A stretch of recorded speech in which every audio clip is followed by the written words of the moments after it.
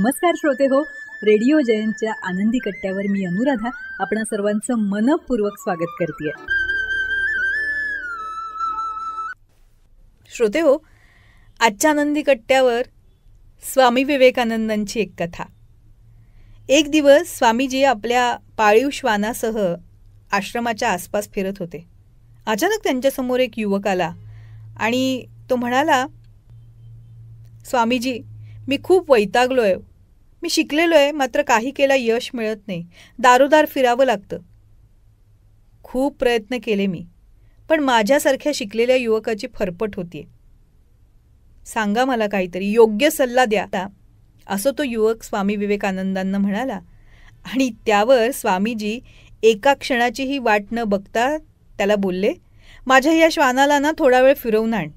तो युवक 2 मिनिटं स्तब्धच झाला.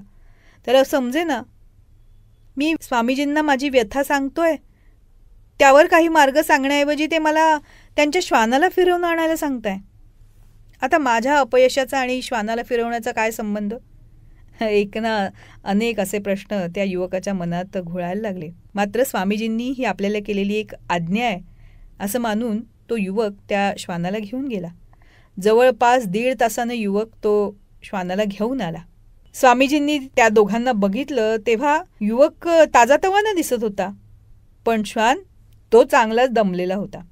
स्वामीजींनी त्या युवकाला प्रश्न विचारला, अरे, इतका वेळ तू फिरूनही ताजातवाना वाटतोय, पण हा श्वान का इतका दमलेला आहे? या प्रश्नावर तो तरुण लगेच उत्तरला, अहो स्वामीजी, हा इतका वेळ या गल्लीतून त्या गल्लीत, या दारातून त्या दारात जात होता. कधी कधी कोणावर भुंकत होता. मी त्याच्या मागे फिरत होतो, पण हा इतकी धावपळ करत होता.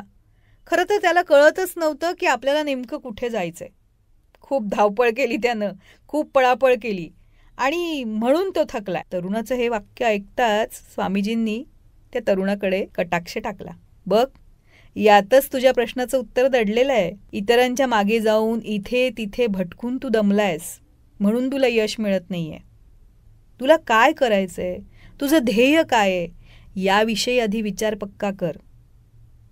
ते ध्येय गाठण्याचं नियोजन कर आणि मग त्या दृष्टीनं वाटचाल कर. बघ, यश नक्कीच मिळेल. इतका वेळ मनात विचारांचं काहूर माजलेल्या त्या युवकाला स्वामीजींचे हे शब्द ऐकून क्षणात समाधान मिळालं. जेव्हा तो स्वामीजींच्या आश्रमाच्या बाहेर पडला त्यावेळी त्याच्याकडे एक नवी ऊर्जा होती, नवी उमेद होती आणि त्याच उमेदीनं तो आपलं लक्ष पक्क करून त्याकडे वाटचाल करणार होता. त्यामुळं आपल्या आयुष्यात आपल्याला नेमकं काय ध्येय गाठायचं आहे, त्या ध्येयाविषयी आधी विचार करायला हवा. ते ध्येय गाठण्यासाठी आपण काय करायला हवंय, कशा पद्धतीनं त्याचं नियोजन करायला हवंय, याविषयी विचार करायला हवा. आणि सगळ्यात महत्त्वाचं म्हणजे जे नियोजन केलं आहे ते वेळोवेळी अंमलात आणायला हवं. म्हणजे मग ध्येयप्राप्ती ही निश्चित आहे. पटतंय ना? तेव्हा श्रोते हो, हा होता आनंदी कट्ट्यावरचा आजचा सुंदर विचार. तुम्हाला तो कसा वाटला याविषयीची तुमची कमेंट बॉक्समध्ये नक्की लिहा. आणि त्याचबरोबर रेडिओ जयंतचे दर्जेदार कार्यक्रम ऐकण्यासाठी रेडिओ जयंत लाईक करा, शेअर करा आणि सबस्क्राईब करा. रेडिओ जयंतचं सबस्क्रिप्शन फ्री आहे. आणि त्याचबरोबर नोटिफिकेशनसाठी बेल आयकॉनवर क्लिक करायला सुद्धा विसरू नका.